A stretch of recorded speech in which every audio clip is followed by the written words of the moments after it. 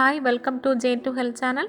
இன்றைக்கி நாம் புற்றுநோயை எதிர்க்கும் நித்திய கல்யாணி மலர்கள் பற்றி பார்க்க போகிறோம். நித்திய கல்யாணி மலர்கள் 5 இதழ்களை கொண்டது. இளஞ்சிவப்பு அல்லது வெள்ளை நிறமானவை. நுனியில் 2-3 கொத்துகளாக காணப்படும். எல்லா பருவங்களிலும் இந்த தாவரம் பூத்து குலுங்குவதால் நித்திய கல்யாணி என்கிற பெயரை பெற்றது. நித்திய கல்யாணி பழங்கள் இரட்டையானவை, நிறைய விதைகளுடன் கூடியவை. காக்கைப்பூ, சுடுகாட்டுப்பூ, சுடுகாட்டு மல்லிகை, கல்லறைப்பூ ஆகிய மாற்று பெயர்களும் இத்தாவரத்திற்கு உண்டு. நித்திய கல்யாணி தமிழகமெங்கும் வளர்கின்றது. பால் நிலங்கள், சாலையோரங்களில் அதிகமாக காணலாம். அழகு தாவரமாக வீடுகளிலும் வளர்க்கப்படுகின்றது. முழு தாவரமும் மருத்துவ பயன் கொண்டது. பூ, வேர் ஆகியவை அதிகமாக மருத்துவத்தில் பயன்படுபவை. நித்திய கல்யாணி வெள்ளை அணுக்களின் அதிகரிப்பால் ஏற்படும் இரத்த புற்றுநோயை எதிர்க்கும் மருத்துவ பயன் கொண்டது.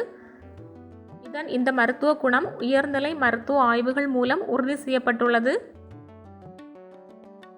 நித்திய கல்யாணி இந்தியாவின் பல பகுதிகளில் பெருமளவில் பயிர் செய்யப்படுகின்றது. பின்பு மருந்து தயாரிப்பதற்காக ஏற்றுமதி செய்யப்படுகின்றது.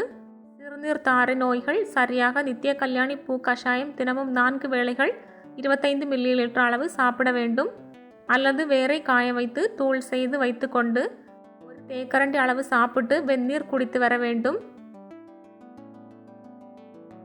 அசதி குணமாக 5 நித்திய கல்யாணி பூக்களை 1/2 லிட்டர் தண்ணீரில் இட்டு பாதியாகி சுண்ட காய்ச்சி குடிக்க வேண்டும். இதை போல ஒரு நாளைக்கு 3 வேளைகள் 5 நாட்கள் வரை சாப்பிடலாம்.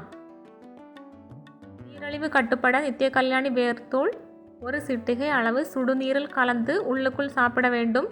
ஒரு நாளைக்கு 3 முறைகள் 1 வாரம் வரை தொடர்ந்து சாப்பிடலாம். வீடியோ பார்த்ததுக்கு நன்றி. இன்னும் பல தகவல்களுடன் நெக்ஸ்ட் வீடியோவில் பார்க்கலாம்.